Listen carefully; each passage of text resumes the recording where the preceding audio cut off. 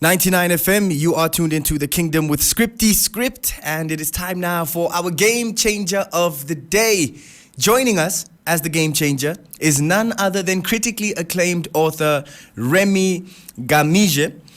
He's the founder of the online literary magazine Duke, and Remy's work has earned him admiration all over the world, because my goodness, the awards, the nominations, we're going to get into all of that in just a second.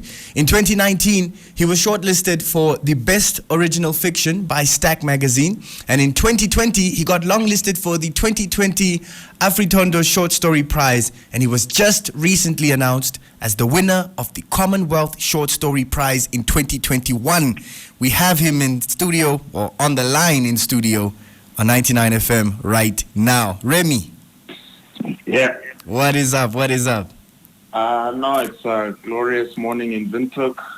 Working on a piece of writing right now, so I guess life is good as it can be right now, eh? Hey man, it's always good to look at the blessing in that side of life, isn't it? Indeed. You know, everyone's been having a very challenging time of it, not only here, but elsewhere, so you gotta be thankful for the small things. Hey, and the big ones, man. You were just nominated as the 2021 Commonwealth Short Story Prize winner. Did you see this coming? Did you expect it at all? No, nobody ever expects to achieve something like this. It's not something you can wake up and put in your to-do list.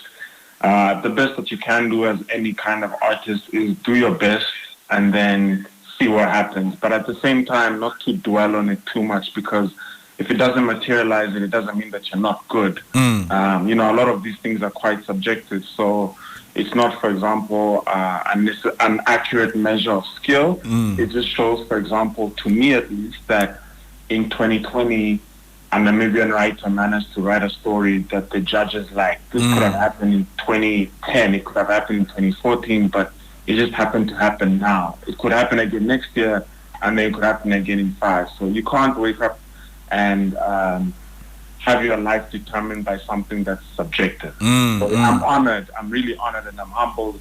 And at the same time, it's unexpected because you can't put this on your calendar. Yeah, for sure. Just put me into the frame of mind or the creative space you were in when you wrote Granddaughter of the Octopus Man. And did you expect it to be...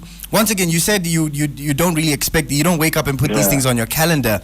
But I guess from a creative standpoint, you can also just be impressed with yourself. Did you expect it to be received this well? Well, my mindset is that when I write a story, I want it to entertain. I want it to, if someone reads it, I want them to take something away from it, to react in a different way that they would before reading the story. So as a writer, you need to have some sort of confidence in your skill. You need to know what you're good at and what you're able to deliver. And if you do those things, then, you know, well done to you. For me, with this one, I just wanted to write a story that was exploring the different ways in which the main character, the grandmother, tries to make her own life according to her own rules, her own laws, her own terms in a very challenging society. And so I like humor, so I tossed in as much humor as I could, or as much as I thought that was necessary.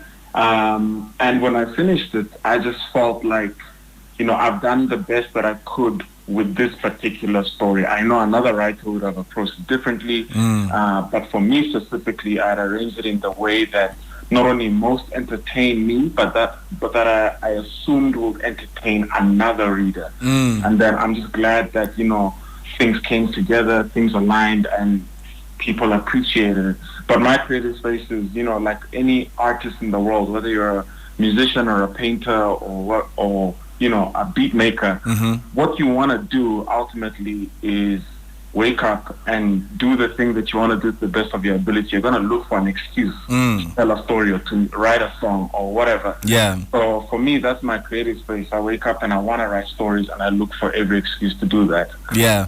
I mean, look, we're here to give you your flowers, and you touched on something. You're being very humble right now. We love it, but we're here to give you all those flowers, man.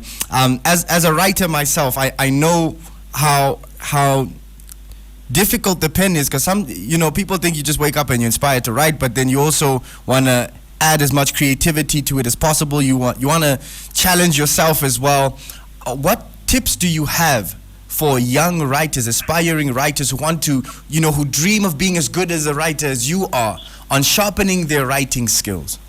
I'm not gonna put this out there and say that there are laws of the universe, because some of them change depending on your mood or where you are in the world. But I've found that reading has always been the gift that keeps on giving, especially when you are having a hard time writing. So it's always nice to lose yourself in somebody else's writing, and that sort of like helps you come back to yours slowly but surely. The second is, regardless of what language you're working in, just know the rules of that language. Yeah. So an English joke won't make sense if it's translated to another language. Just like, for example, some of our oral myths that we have in our Namibian indigenous language, and you translate into English, you sort of like lose the magic or the power. Yeah. So regardless of what language you're working in, know the rules of that language so you can tell that story as best as you can. And then the third thing is, as much as you want to be able to write as much as you want,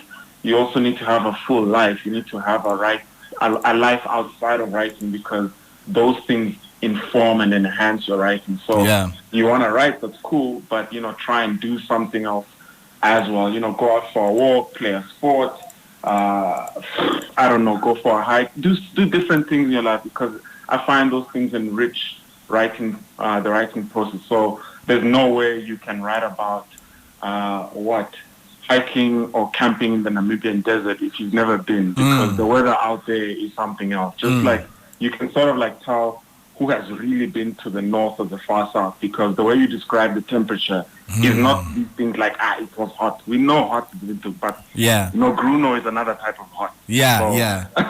For sure. If you've had those experiences, your writing is just different. Like your soup is flavored different. Yeah. Now, for these young writers looking at you right now as a game changer on 99 FM, what platforms are there for them to showcase their work? What are some of the go-to places to market one's writing?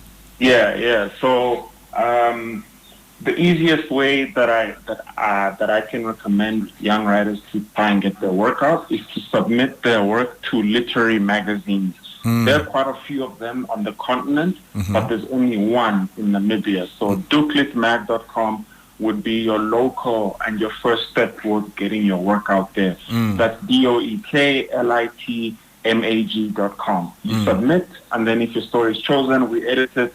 We work with the writers to make sure that when it is published, it's really the best version of itself. But there are also other platforms on the continent and in the world where you can submit your work. And thankfully, on the Duke website, we have not a comprehensive directory, but an updated registry of literary magazines to which writers may submit. So if you go to dookletmag.com, right at the bottom of the page is something called the Duke list, and we curate a long list of magazines not only in Africa but in the world that have a track record of publishing African writers or those of African descent, because a magazine in the UK might never have just an African writer, so it might be a little bit harder to get into those.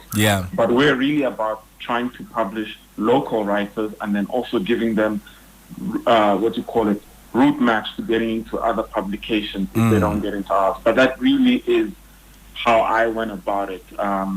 You write, you submit, sometimes you get rejected. Okay, I lie, quite a lot you get rejected, but you keep at it. Then slowly but surely something gives, whenever and wherever that might be. And it's the persistence that got you where you are today as well. So Rémy, we're just here to once again give you your flowers and just let you know that you are the game changer of the day. Oh gosh, thank you so much. But you guys are changing the game as well by giving platforms continuous opportunities to showcase themselves on 99 FM. So I'll take one flower and then I'll give the rest back to you so you can share with everyone else, man.